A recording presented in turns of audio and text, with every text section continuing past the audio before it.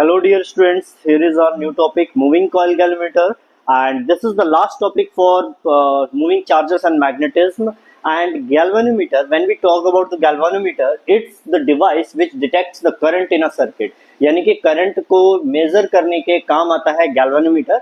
गैल्वेनोमीटर्स को आप एमीटर में भी चेंज कर सकते हैं, कन्वर्ट कर सकते हैं और वोल्टमीटर में भी कन्वर्ट कर सकते हैं. गैल्वेनोमीटर असलियत में किसके प्रिंसिपल पर काम करता है? तो जो इससे पहले वाला टॉपिक था कि अगर किसी रेक्टेंगुलर कॉइल को, इसीलिए इसका मूविंग कॉइल गैल्वेनोमीटर है, क्योंकि अगर आप कॉइल को किसी मैग्नेट के बीच में रखते हैं, मैग्नेटिक फील्ड में रखते हैं, एक्सटर्नल मैग्नेटिक फील्ड में करंट कैरिंग कॉइल को, तो घूमने लग जाती है, जिसकी वजह से उस पर टॉर्क होता है. यही इसका प्रिंसिपल है. A current carrying coil placed in a magnetic field experiences a torque. अच्छा, इसमें जो हमारे मैग्नेट्स होते हैं वो सिलेंड्रिकल मैग्नेट्स होते हैं. ये मैग्नेट्स अलग तरीके के होते हैं, इस तरीके से मैग्नेट बने होते हैं. ठीक है, इसमें ये मैग्नेट्स क्यों यूज करते हैं, ये बहुत बार पूछा जाता है. Why the magnets of cylindrical और circular magnets are used here. The main reason for using these magnets is that कि जब हम ये वाले मैग्नेट्स यूज करते हैं ना, तो इसको मैं यहाँ पे थोड़ा सा बना के आपको दिखा देता हूँ. इसमें जब आप इस तरीके के मैग्नेट्स को यूज करते हैं तो इसका खासियत क्या होती है कि हमेशा मैग्नेट में जो हमारा मैग्नेटिक फील्ड है वो नॉर्थ से साउथ की डायरेक्शन में जाता है. इस वाले मैग्नेट को यूज करने में अगर आप देखेंगे, इसको अगर मैं पूरा ज्वाइन करूँ तो ये एक सर्कल की तरह बन रहा है. इसका एक सेंटर होगा. इसकी जो भी मैग्नेटिक फील्ड लाइन जाती है वो सेंटर से होते हुए जाती है. रेडियल फील्ड कहते हैं. ये मैग्नेट है, अगर आपसे पूछे why these kind of magnets are used in moving coil galvanometer, these magnets are produced actually these magnets produces a radial magnetic field. कैसे मैग्नेटिक फील्ड देते हैं? these cylindrical magnets, सिलेंड्रिकल या आपका सर्कुलर सिलेंड्रिकल मैग्नेट्स प्रोड्यूसेस कैसा magnetic field? Radial magnetic field. Radial magnetic field का बहुत importance है इसमें. क्यों है? इसका कारण ये है कि जब हम रेडियल मैग्नेटिक फील्ड की बात करते हैं तो जैसे यहाँ से मैग्नेटिक फील्ड निकली तो कहाँ से जाएगी? सेंटर से होते हुए जाएगी. यहाँ से मैग्नेटिक फील्ड निकली वो भी सेंटर से होती हुई जाएगी. यहाँ से मैग्नेटिक फील्ड लाइन निकली वो भी सेंटर से होती जाएगी. इस तरीके से सारी मैग्नेटिक फील्ड लाइंस जो है कहाँ से जा रही हैं? सेंटर से जा रही है. तो अब खुद सोचिए, अगर यहाँ पर क्राउडेड मैग्नेटिक फील्ड है तो यहाँ पे कैसा होगा? Strong magnetic field. Strong magnetic field. अब बीच में स्ट्रॉन्ग मैग्नेटिक फील्ड होता है जिसकी वजह से ज्यादा टॉर्क लगता है और गैल्वेनोमीटर एक अच्छी रीडिंग देता है हमें. इसीलिए हम रेडियल मैग्नेटिक फील्ड यूज करते हैं या फिर मैग्नेट्स इस तरीके के यूज करते हैं ताकि जितना मैग्नेटिक फील्ड है वो रेडियस के अलाउंग हो, सेंटर के अलाउंग हो, सेंटर में दिखे. अब इसमें और क्या करते हैं हम? इसके बीच में हम एक आयरन कोर रखते हैं, सॉफ्ट आयरन कोर. ये सिलेंड्रिकल सॉफ्ट आयरन कोर है. ठीक, इस सॉफ्ट आयरन कोर पे हम क्या करते हैं? इस पे हम एक रेक्टेंगुलर कॉइल को लपेटते हैं. ये हमारी रेक्टेंगुलर कॉइल है जो इसके अंदर मैंने लपेटी हुई है. जैसे आपने पहले भी पढ़ा है, रेक्टेंगुलर कॉइल को जब हम रखते थे टॉर्क, तो उस पर एक टॉर्क होता था. अब अगर इसके दो टर्मिनल्स पर मैं क्या करूं? T1 और T2 इन पे करंट अगर दें तो ये कॉइल किस में हो जाएगी? मैग्नेटिक फील्ड में. ठीक, अब ये जो हमारा इसमें रेक्टेंगुलर कॉइल जो है इस तरीके से लपेटी गई है सॉफ्ट आयरन कोर में. सॉफ्ट आयरन कोर यूज करने का बेस्ट मेथड ये होता है कि ये मैग्नेटिक फील्ड की स्ट्रेंथ को और ज़्यादा बढ़ा देता है और स्ट्रॉन्ग मैग्नेटिक फील्ड बीच में मिलता है. अब जैसे ही ये मैग्नेटिक फील्ड में आएगा और इसमें करंट, इन टर्मिनल से करंट जाएगा, तो ये क्या करना पड़ेगा? एक टॉर्क लगाने लग जाएगा. ठीक है, ये घूमने लग जाएगा. और उस टॉर्क का फॉर्मूला आप जानते हैं कि कोई भी करंट कैरिंग रेक्टेंगुलर कॉइल. अच्छा, एक चीज और आपको जानने की जरूरत है. इसमें जो मैग्नेटिक फील्ड है, इसमें इन मैग्नेट्स में जो मैग्नेटिक फील्ड है वो बार बार इसी तरीके से जाता है रेडियस के अलाउंग. अब आपको पता होगा टॉर्क इज इक्वल टू होता है INBA साइन थीटा. यही आता था, यही आता है हमारा टॉर्क. ठीक, अब इसमें रेडियल मैग्नेटिक फील्ड का फायदा ये होता है, जब ये घूमता है, जब इसमें टॉर्क लगेगा, घूमेगा, तो इसका एरिया वेक्टर और मैग्नेटिक फील्ड हमेशा 90 डिग्री पर होता है. यानी कि इसका मैग्नेटिक फील्ड और एरिया वेक्टर के बीच में हमेशा जो एंगल होगा, थीटा हमेशा 90 होगा. Always 90. Theta will always 90 degree. और साइन 90 कितना होता है? 1. तो यानी कि हमेशा हमें मैक्सिमम टॉर्क मिलता है. और कितना टॉर्क मिलता है हमें? इसमें टॉर्क हमें मिलता है NIAB. इतना टॉर्क हमेशा ही मिलेगा, मैक्सिमम मिलेगा. तो रेडियल मैग्नेटिक फील्ड का ये भी फायदा है कि हमेशा आपकी थीटा की वैल्यू 90 रहती है और साइन थीटा कितना होता है, हमेशा 1 हो जाता है। इस वजह से हमें ये फायदा मिल जाता है। इसके बाद हम क्या करते हैं, यहाँ पर इस मूविंग कॉइल जो हमने यहाँ पे अपने कॉइल लगाई है, इसको हम एक किसी स्प्रिंग से क्या करते हैं, ट्विस्ट टाई कर देते हैं। ठीक, ये एक स्प्रिंग से टाई हो गई।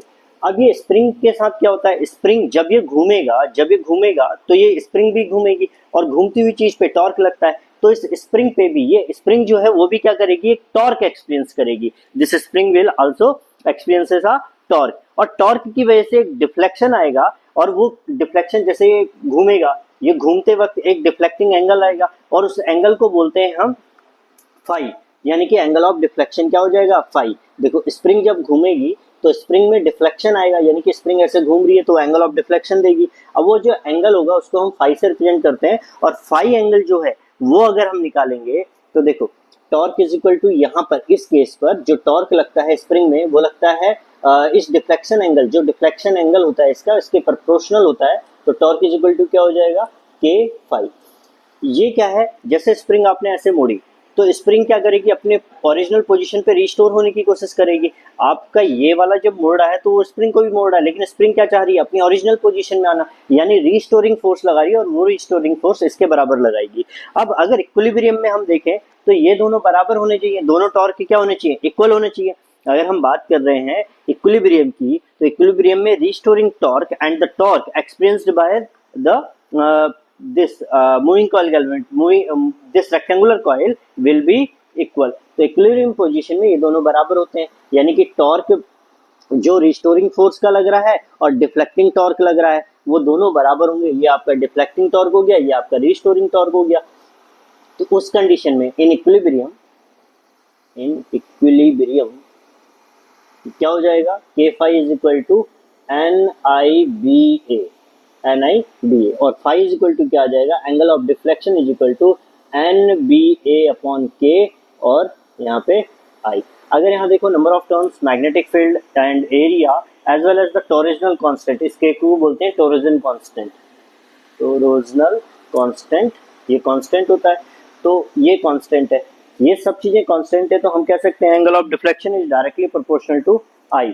जो हमारा एंगल ऑफ डिफ्लेक्शन होता है वो किसके डायरेक्टली प्रोपोर्शनल होता है, आई के। जो डिफ्लेक्शन जो भी प्रोड्यूस की जाएगी गैल्वेनोमीटर के द्वारा वो प्रोपोर्शनल होगी जो भी करंट फ्लो होगा इसमें। ठीक है, इसमें जो हमें मिलती है हमें करंट जो डिफ्लेक्शन मिलता है वो NBA अपॉन के इंटू आई के बराबर मिलता है। अब यहाँ पे जैसे स्प्रिंग लगी है तो स्प्रिंग के ऊपर लगा होता है इस तरीके से पॉइंटर, ये स्प्रिंग से अटैच्ड होगा पॉइंटर। अब जब स्प्रिंग घूमेगी तो ये पॉइंटर भी घूमता है और आपको ऊपर रीडिंग देता है कि करंट कितना है। तो इस तरीके से आपकी स्क्रीन लगी होती है और स्क्रीन में लिखे होते हैं नंबर्स 1 2 3 4 5, ऐसे इस साइड पे 1 2 3 4 5। अब अगर पहले आपकी जो पॉइंटर है वो इस तरफ डिफ्लेक्ट कर रहा है यानी कि करंट की डायरेक्शन अभी पॉजिटिव से नेगेटिव, अब अगर इस साइड डिफ्लेक्ट कर रहा है यानी आपने करंट की डायरेक्शन को चेंज कर दिया, उस साइड करंट देगा। तो आप इससे नाप सकते हैं कि कितना करंट मेजर हो रहा है एक मूविंग कॉइल गैल्वेनोमीटर में। मूविंग कॉइल गैल्वेनोमीटर इस तरीके से काम करता है।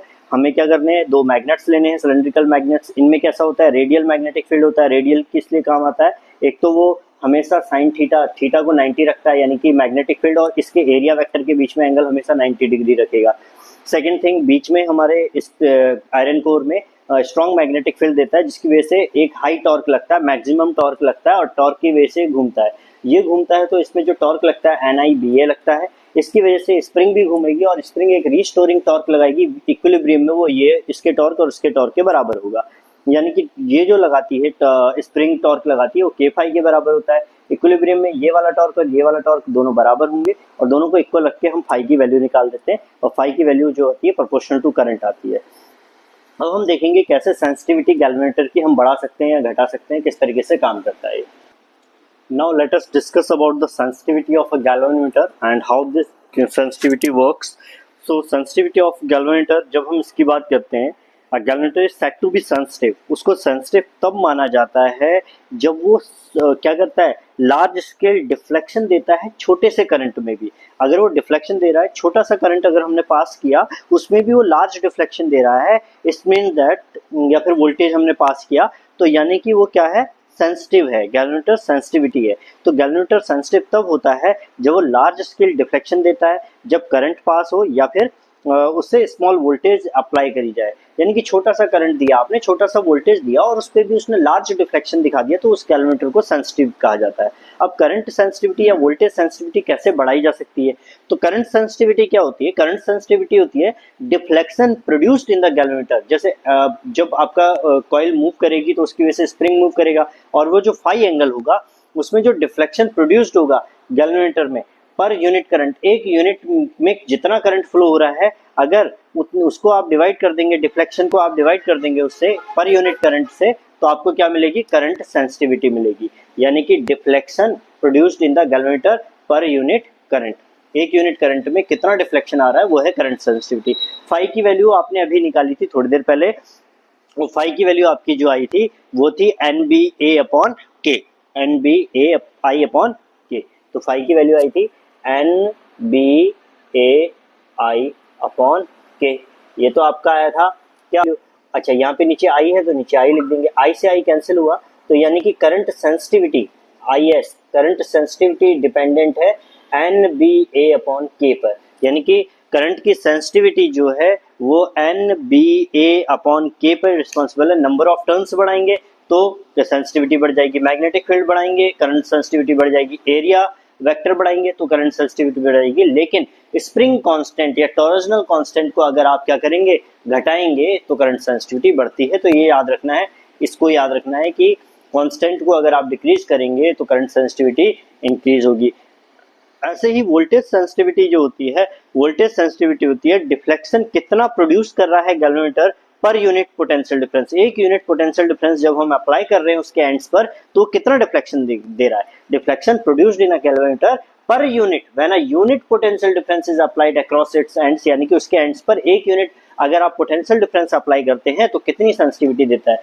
तो फाई की वैल्यू यहाँ पे हमें पता ही है, हमने निकाली थी NBAI अपॉन वी। वी को हम V इक्वल टू IR होता है अकॉर्डिंग टू ओम्स लॉ, तो इसको IR लिख सकते हैं। तो NBAI अपॉन IR, I से I कैंसिल और ये आ जाएगा NBA upon R।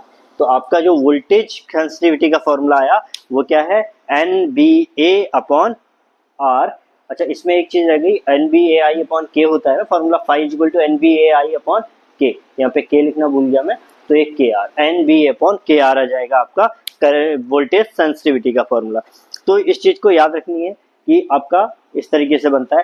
NBA upon K किसके बराबर है? NBA upon K current sensitivity के बराबर है। तो आप ये भी लिख सकते हो कि ये जो करंट सेंसिटिविटी है अपॉन R, यानी कि आप वोल्टेज सेंसिटिविटी को ये भी लिख सकते हैं करंट सेंसिटिविटी अपॉन R, क्योंकि current sensitivity NBA upon K है, इसको मैं करंट सेंसिटिविटी भी लिख सकता हूँ अपॉन R। तो करंट सेंसिटिविटी अपॉन R भी हमारा वोल्टेज सेंसिटिविटी बन सकता है। इसके बाद कुछ फैक्टर्स हैं जो sensitivity of moving coil generator पे डिपेंड करते हैं। तो क्या क्या फैक्टर्स हैं जिस पे डिपेंड करती है सेंसिटिविटी? तो जो सेंसिटिविटी है वो कुछ फैक्टर्स पे डिपेंड करती है, और वो फैक्टर्स क्या क्या है उसको हम डिस्कस कर लेते हैं कि किसी मूविंग कॉइल जनरेटर की सेंसिटिविटी किस पे डिपेंड करती है। पहली चीज, सेंसिटिविटी दोनों जगह देखेंगे एन पे डिपेंड कर रही है। It means that first thing number of turns पे डिपेंड करती है। सेकंड किस पे डिपेंड कर रही है? यहाँ देखो बी है दोनों जगह, तो मैग्नेटिक फील्ड पे डिपेंड कर रही है। मैग्नेटिक फील्ड पे current sensitivity of a moving coil generator depend करती है। तीसरी चीज एरिया पर, अगर वो फैक्टर्स रिस्पॉन्सिबल या फिर factors on which the sensitivity of moving coil generator depends, तो एक तो नंबर ऑफ टर्न्स हो गया, जितने ज्यादा नंबर ऑफ टर्न्स उतना ज्यादा सेंसिटिव, जितनी ज्यादा मैग्नेटिक फील्ड उतना ज्यादा सेंसिटिव होगा जनरेटर। तीसरी एरिया जितना ज्यादा उतना ज्यादा सेंसिटिविटी होगी किसकी? आपके मूविंग कॉइल गैल्वेनोमीटर की। और चौथी चीज क्या है? के कांस्टेंट, टोरोजन कांस्टेंट के, यानी कि चौथी चीज है टोरोजन कांस्टेंट के, जिसपे हमारा क्या करती है? सेंसिटिविटी डिपेंड करती है मूविंग कॉइल गैल्वेनोमीटर की। तो ये चार फैक्टर आपने याद रखने हैं, factors affecting the sensitivity of a galvanometer, number of turns in the galvanometer, magnetic field, area vector as well as the torsion constant of the spring depends there. Okay, अब जो फैक्टर्स हैं जिससे हम galvanometer की sensitivity को increase कर सकते हैं, ये तो फैक्टर्स हो गए, लेकिन किस किस से आप इंक्रीज कर सकते हैं? Sensitivity can be increased by कैसे इंक्रीज कर सकते हैं? तो मेरे पास जो फैक्टर्स है, अगर मैं नंबर ऑफ टर्न्स बढ़ा दूं तो सेंसिटिविटी बढ़ जाएगी, अगर मैं मैग्नेटिक फील्ड बढ़ा दूं तो भी बढ़ जाएगी, अगर मैं एरिया वेक्टर बढ़ा दूं तो भी बढ़ जाएगी, और अगर मैं टोरोजन कांस्टेंट के को डिक्रीज कर दूं, के को डिक्रीज करना है और इन तीनों को बढ़ाना है, आपकी करंट की sorry sensitivity moving coil galvanometer की बढ़ जाएगी। तो ये आपके फैक्टर्स हैं, यही चार है, तो याद रखना है। Factors on which sensitivity depends: number of turns, magnetic field, area vector, as well as the torsion constant. Now, how you can increase the magnetic field moving coil galvanometer sensitivity? By increasing the number of turns, by increasing the magnetic field, by increasing the area vector, but decreasing the torsion constant. Got it? Thank you, everyone.